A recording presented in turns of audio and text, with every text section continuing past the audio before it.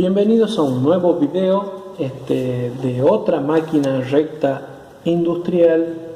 La diferencia que tiene esta con la que acabamos de ver en otros videos, en los videos anteriores, es que esta tiene un sistema eléctrico regulador de la velocidad de puntadas. La posición de la aguja puede ser controlada, es controlada mejor dicho, por un controlador de la posición de la aguja. Entonces siempre las costuras terminan o arriba o abajo dependiendo de lo que nosotros necesitemos. Bien, en síntesis, la máquina en general tiene los mismos accesorios, las diferencias son mínimas. Por ejemplo, acá tiene un segundo regulador de la tensión superior, que yo trato de no ocuparlo mucho, me concentro más en el mismo que tenemos en la máquina pasada, y regulo todas las tensiones del hilo superior con esta. No le doy tanta importancia porque sirve más que nada para resolver problemas como un frunce, algo que venga en el hilo, y desarmarlo de esta manera. Bien, la otra diferencia que tenemos bien a la vista es que ya no tenemos el devanador de la bobina inferior de este costado, sino que lo tenemos en la parte superior de la máquina con un plato tensor de mucho más fácil acceso que el que veíamos en el modelo pasado, y además también con esto libramos lo que yo le decía de que el hilo algunas veces se agarra con la correa. En este caso no tenemos correa, en este caso sí tenemos el cárter que contiene aceite, pero todo lo que es la motorización de esta máquina está contenido y alojado en este sector. Entonces la hace un poco más limpia, un poco más segura a esta máquina. Bien, en cuanto a las partes, tenemos el cabezal prácticamente idéntico al anterior, al de una máquina recta industrial común. Esta también es una máquina recta liviana. En un video futuro tal vez hablemos un poco de las rectas pesadas. Tenemos la barra que porta el aguja. El aguja también es una 16x231 en este caso. Ya hablamos de la aguja en los videos anteriores, no vamos a gastar mucho tiempo en eso acá. El circuito de hilo es muy parecido al que veníamos viendo en la máquina pasada, con el detalle de que tiene el primer pasador de hilo, el pasador primario de hilo, está situado acá arriba, no está puesto vertical, sino está en esta parte. Sirve para desarmar nudos como el que se forma ahí, ¿ven? Nudos como este que venga en el hilo. Entonces cuando nosotros estamos haciendo pasar el hilo, lo desarma. Esa es una de sus principales funciones. Acá da una primera tensión al hilo y luego el regulador de tensión principal, que es este de acá abajo. La forma de enhebrarlo es muy similar. Podemos hacerla pasar por todas las perforaciones en la primera chapa, o solo por una o por dos, como está en este caso.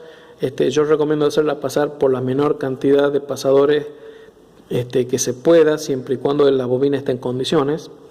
Si la bobina trae muchos rulos de esto, como lo que hice yo con la mano, sí tal vez sea conveniente hacerlo pasar por dos o más agujeros. Pero como estas son bobinas muy industrializadas, el hilo viene bastante parejo, entonces no es necesario hacerla pasar por todos. Yo lo haría pasar tan solo por uno. Y a continuación siguiendo estos platos, que tienen un resorte muy suave, muy delicado, porque es una tensión muy fina la que se da acá para acomodar, para dejar en condiciones el hilo, y que de esa manera entre lo más prolijo posible al regulador primario de tensión. Este regulador primario se enhebra exactamente igual que en el modelo anterior. El hilo baja de lo que sería el tensor auxiliar, baja, pasa por entre medio de los platos,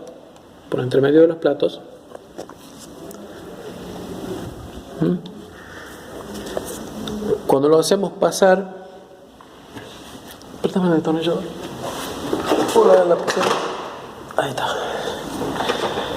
Cuando lo hacemos pasar por los platos, va a subir y va a enganchar en el hilo, en el tensor, en el resorte del recuperador que tenemos acá, y de ahí va a subir pasando por el pasador terciario, por el tirador del hilo que va a formar el nudo cuando estemos haciendo la cotura, por otro pasador de hilo, y finalmente en este caso tenemos, en vez de la chapita de la barra aguja del modelo anterior, tenemos un hilo que se enhebra de manera muy fácil. Lo vamos a enhebrar. Estos hilos así que son en forma de resorte, ustedes los tienen que meter, y en el mismo sentido que está hecho el resorte, lo hacen girar el hilo sin tener que enhebrarlo, digamos. A continuación hay que hacerlo pasar por el agujerito que está aquí en la barra aguja, y finalmente esta máquina también se enhebra como la anterior desde la izquierda hacia la derecha, porque tiene situado en la parte baja el crochet en la misma disposición que el modelo anterior. Por lo tanto, la cuchara está de este lado, la canaleta está de este otro lado, de aquí. Entonces sí o sí el hilo entra desde la izquierda hacia la derecha. La bobina inferior es muy parecida, si no es exactamente igual que el modelo anterior que estábamos viendo. Se la saca sin necesidad de sacar la chapa, se la saca por acá abajo, con la punta del dedo gordo se la puede sacar. Se engancha en este punto con el dedo, la traba, se la engancha y se extrae, y de la misma manera, dejando esta ranura para la parte de arriba, si quieren la van acompañando con el dedo, así, puede ser instalada sin necesidad de sacar la chapa aguja.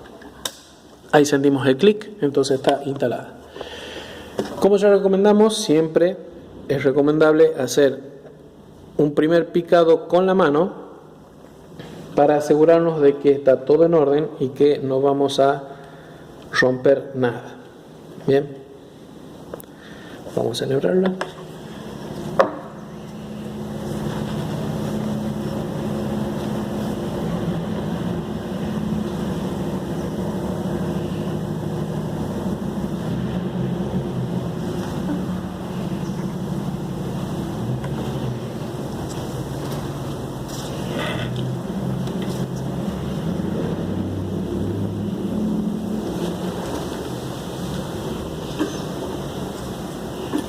Bien, ahí queda enhebrada.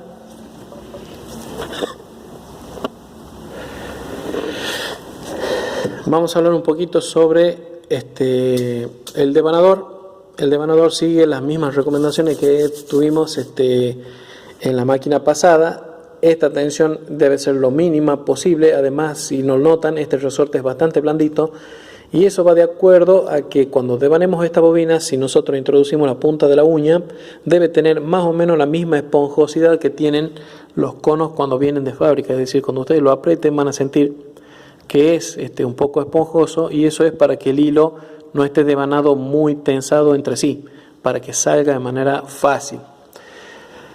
En el mismo sentido de que la máquina anterior, recomendamos, es muy útil tener los platos de los portahilos en el mismo sentido que los pasadores que tenemos acá arriba. Estos ganchitos que están acá no son para pasar el hilo, son para otra función. Sí lo son los tubitos de cerámica que tenemos acá arriba, y son de cerámica para disminuir al mínimo el roce que hay entre el hilo y cualquier otra superficie, porque este es un sector muy anguloso. Bien, entonces se pone un tubito de cerámica para reducir el roce. No lo saquen, no los pierdan, por favor.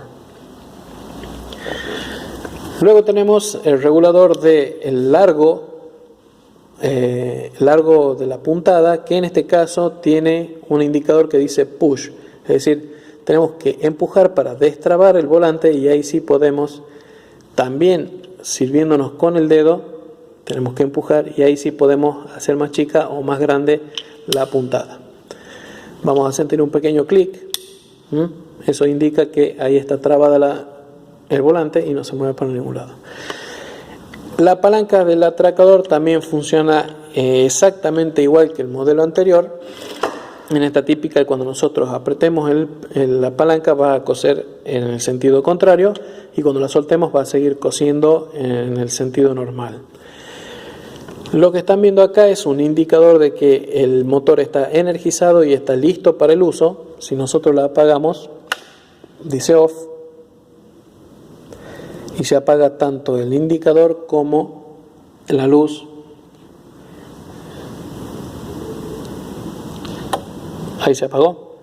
Si la prendemos, se resetea, indica la velocidad de trabajo y además se pone en el punto muerto superior inmediatamente. Vamos a dejar ahí. Apaguemos. Me está picando la aguja.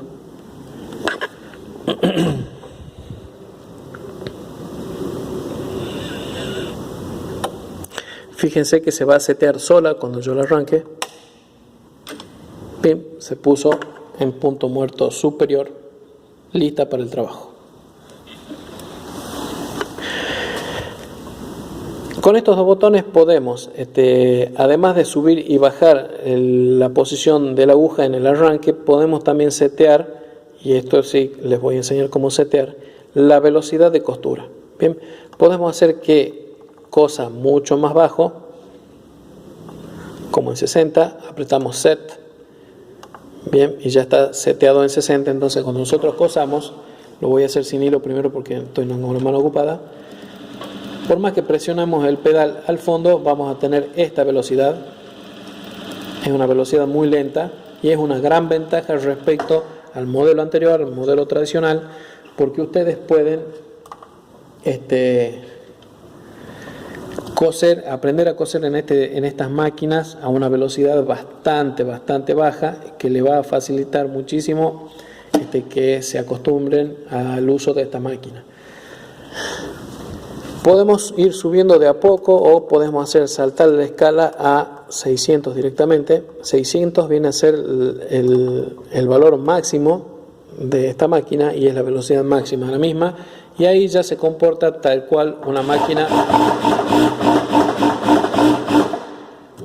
recta tradicional como la que tenemos en los videos anteriores, cosiendo a velocidad rápida. Entonces, por el momento le vamos a enseñar solo eso, el seteo de las velocidades. Las vamos a dejar donde estaba hace rato, que era 190. Listo, y es una velocidad intermedia como para coser y ni tan lento ni tan rápido.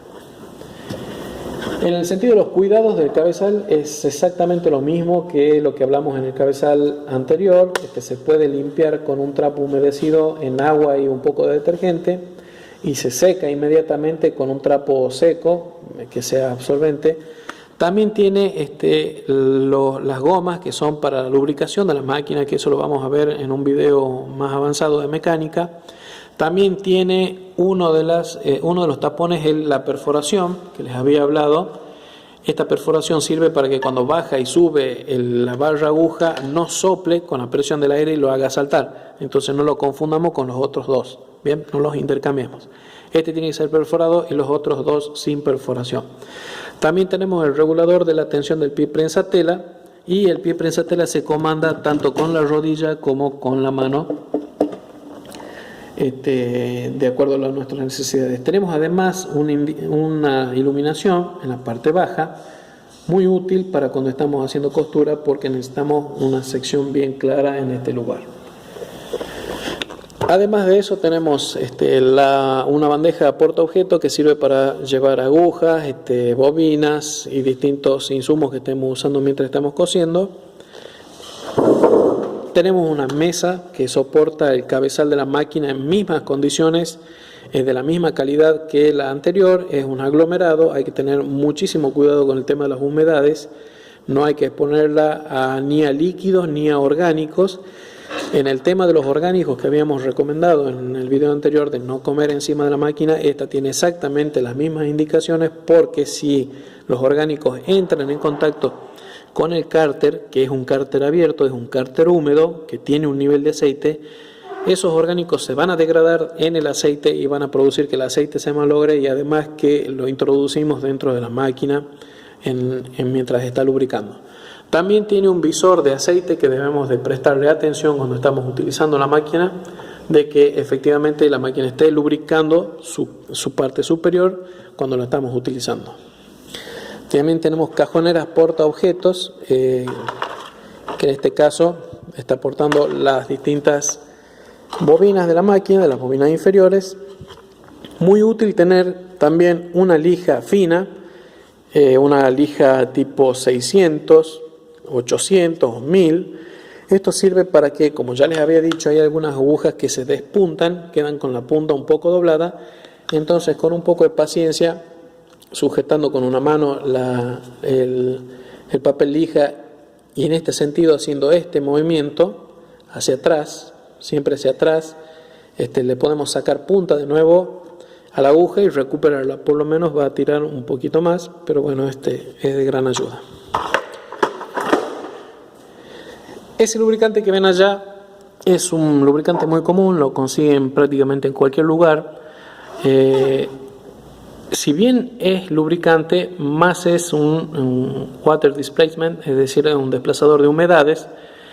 Sirve mucho para una lubricación general de algunas piezas, pero no reemplaza en ningún sentido el aceite hidráulico que lleva esta máquina, del cual vamos a hablar en videos futuros, pero sí sirve para lubricar las partes que están vistas y que no se llegan fácilmente con el aceite. Entonces podemos lubricar la barra de aguja, en la otra máquina también, algunos puntos de la polea que lo pida, y en la polea inferior, en el motor eléctrico, también podría lubricarse apenas un poquito, pero vamos a hacer un video específico de eso. Otras diferencias de esta máquina no las hay, es un poco más amigable con el usuario nuevo, por el tema que se puede regular la velocidad del punteo, pero en síntesis es una mejoración, acabo de inventar eso, es una mejora de la máquina tradicional, adaptándole un sistema electrónico del control de velocidad de puntada y de la posición de la aguja. También tiene una forma de programarse, distintos programas. Por ejemplo, en algunas máquinas permite hacer 30 punteos en un solo sentido, hacer un atraque y continuar otros 30. Eso sirve mucho para cuando, por ejemplo, estamos haciendo bolsillos, que tenemos atraque al principio, toda una costura a la vuelta y atraque al final. Todo eso se podría setear. Tal vez en esta máquina también, habría que probarlo. Deberíamos referirlo al manual de la misma para ver si es posible. Muchas gracias por seguirnos. Cualquier cosita nos dejan los comentarios a través del Moodle. Si tienen alguna solicitud en particular, estamos Jenny y yo, Héctor, dispuestos a lo que ustedes necesiten. También nos están pidiendo algunas ayudas con máquinas particulares. Eso lo vamos a estar resolviendo de alguna manera a través del Moodle. Y espero que les haya sido útil el video. Cualquier cosita, si tienen alguna consulta en particular, lo hacen a través de la plataforma de la cátedra. Muchas gracias.